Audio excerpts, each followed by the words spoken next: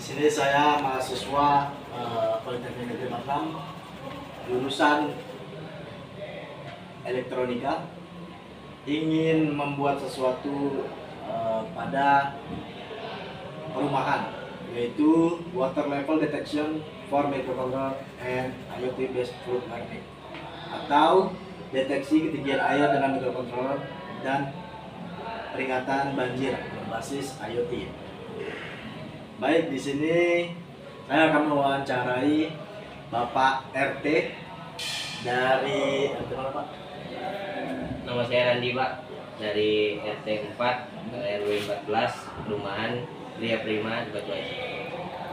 Baik, dari RT 4 nih, Pak ya. Dari RT 4. Bahwasannya di sana katanya memiliki banjir. Oke, untuk masuk pertanyaan pertama, saya akan menanyakan apakah di tempat Bapak ada masalah dengan banjir, Pak? Oke, ada, Pak. Ada ya, Pak ya? Oke, yang kedua, jika Bapak sebelumnya tahu nih akan terjadi banjir, apa yang harus Bapak lakukan? Selain membuat paret, membuat itu, karena kita nggak tahu paret itu nanti entah dia mampet atau karena apa tiba-tiba jadi banjir.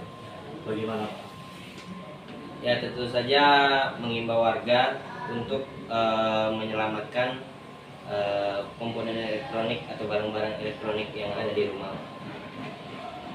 Oke. Kalau gitu, solusi yang Bapak inginkan untuk warga Bapak, keinginan untuk masalah banjir ini apa, Pak? Selain membuang sampah sembarangan, karena kan saya di sini cuma ingin membuat alat untuk mendeteksi banjir, biar supaya semua masyarakat tahu kalau akan terjadinya banjir. Gitu. Solusi yang paling saya inginkan, yang paling umum ya tentu saja mengimbau warga untuk menjaga lingkungan.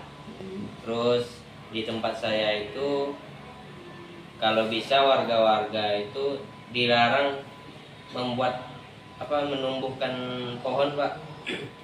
Menumbuhkan pohon di tepi paret, karena itu seringkali di tempat saya itu pas waktu hujan air tinggi di paret tersebut, nanti pohonnya tumbang, Pak.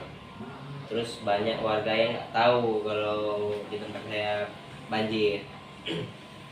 Karena memang jujur, kalau dalam waktu 6 jam itu hujan terus menerus dan cukup kencang ya, itu pasti kebanjiran. Oke, Pak. Ya, saya mau nanya sedikit lagi tentang biasanya paling tinggi ketinggian air banjir di perumahan Bapak itu seberapa, Pak?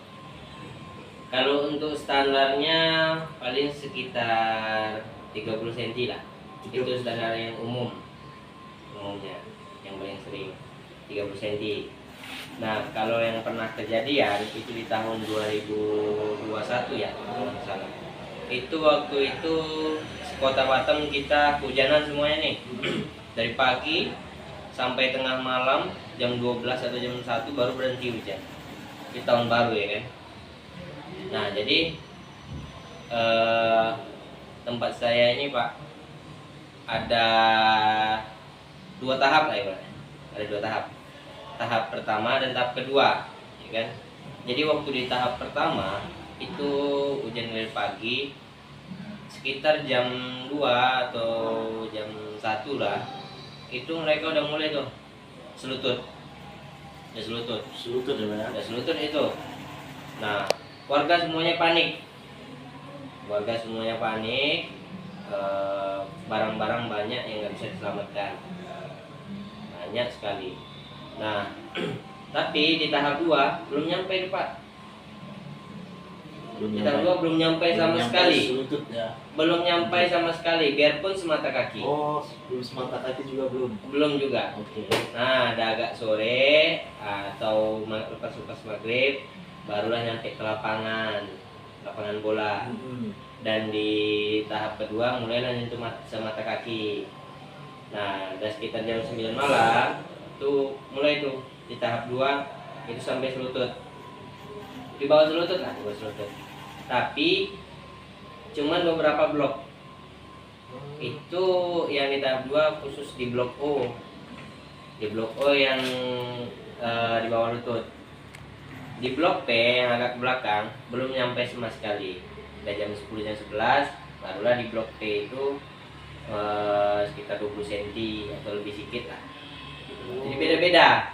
Nah, sedangkan waktu di tengah malam itu di tahap 1 itu udah nyampe kemungkinan sedada orang dewasa. Di tahap 1 ya sekitar 120 cm. Berat yang dia udah mau nyampe ke tahap 2 itu masih hujan kondisinya. Masih hujan? Masih hujan. Nah, kalau yang umumnya yang palingan di tahap 1 tuh tempat saya tuh sering banjiran. Tahap 1 itu ya paling sekitar 20 cm, 30 cm itu sih Pak. Menurut Bapak, kalau misalkan saya sebagai mahasiswa membuat sesuatu alat untuk mendeteksi air banjir itu ketika ya mungkin semata kaki atau sebelum mata kaki langsung diperingatkan deteksi banjir dengan cara mungkin menggunakan sirine atau pesan WhatsApp, atau biasanya sih peringatan dini itu menggunakan Twitter. Biasanya seperti itu. Gimana Pak? Menurut Bapak efektif nggak kalau ditaruh di lingkungan Bapak? Menurut saya sangat efektif ya. Tapi kalau untuk sirine itu sangat efektif. Kenapa gitu? Kalau sirine, misalnya kita buat ada bencana banjir, udah semata kaki, hidup nih sirine baik di masjid ataupun di lapangan tempat saya, lapangan rumah saya. Hidup sirinenya, wah ini udah mau banjir nih. Nah, nanti masing-masing warga bisa nelpon. Itu yang paling mudah dijangkau untuk sirine. Tapi kalau untuk WhatsApp mungkin agak sedikit ribet gitu kan, dan biaya untuk membuatnya itu mungkin sedikit lebih mahal, ya kan? Tapi kalau untuk sirine nanti kan warga yang lain, biarpun dia lagi bekerja, ya ada tetangganya yang lagi di rumah, habis ngasih tahu, Pak di sini udah bunyi sirine kita Pak. Nah, nanti warga yang bekerja bisa minta izin untuk pulang sebentar untuk menyelamatkan barang-barang elektroniknya ataupun kasur. Itu sih Pak, menurut saya. Baiklah, kalau begitu pembuatan alat itu seharusnya efektif ya? Seharusnya efektif Pak, karena yang kita lihat sekarang mungkin belum ada yang untuk pembuatan kayak gitu. Kalau misalnya ada pun itu di tempat-tempat tertentu lah. Wah, masing-masing perumahan sebenarnya wajib harus ada ya alat seperti itu Pak. Karena BMKG pun enggak mengasih tahu kalau rumahan itu banjir tempatnya. Nah, itulah Pak kelemahan dari negara kita Pak. Oke, baiklah Pak, kalau begitu saya cukup wawancara sampai sini. Ingin mensupply apakah alat saya itu perlu dikembangkan atau perlu dibuat di ranah perumahan seluruh mungkin Indonesia, atau mungkin kita coba satu perumahan dulu begitu Pak. Boleh Pak. Baik, terima kasih Pak, Bapak Randi ya, dari RT 44. Terima kasih Pak. Sukses selalu Pak. Jangan lupa ngabarin saya. Terima kasih.